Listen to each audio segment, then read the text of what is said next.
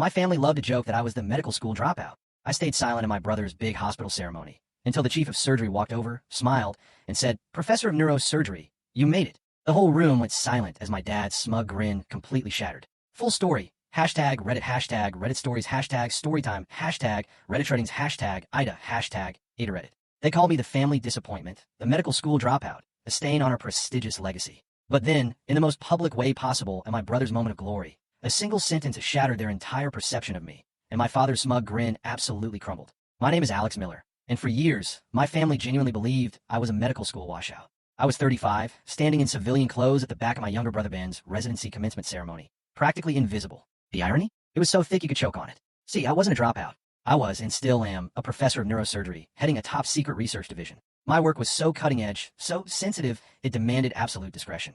Growing up in our family, medical excellence wasn't just encouraged. It was a law. My father, Dr. Robert Miller, was a renowned cardiovascular surgeon. Our home was filled with medical journals, awards, the hushed reverence for his life-saving work. Dinner conversations weren't about school or friends. They were complex case studies and groundbreaking research. His authoritative voice would fill the dining room, eyes alight with pride as Ben, my younger brother, hung on his every word. I listened, equally fascinated, but my enthusiasm, it never seemed to land the same way. Alex has a brilliant mind, my father would tell his medical colleagues, but she lacks the focus for clinical practice. That assessment, it stung deep. All I'd ever dreamed of was following in his footsteps.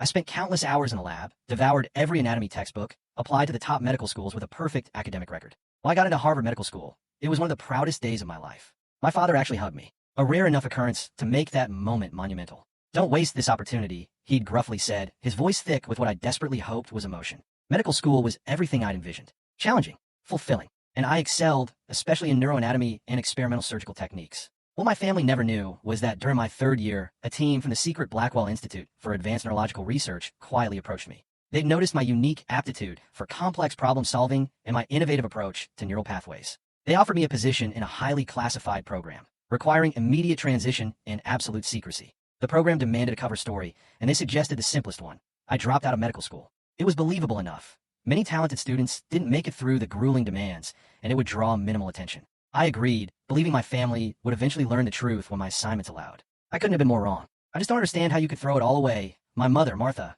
said during my first visit home after the supposed dropout. Her disappointment manifested in tight lips and averted eyes. "Your father pulled strings to get you considered." "I didn't ask him to," I replied, my voice quiet, the classified nature of my new position sealing my lips from sharing anything meaningful. My father was even worse. He didn't rage. He didn't lecture.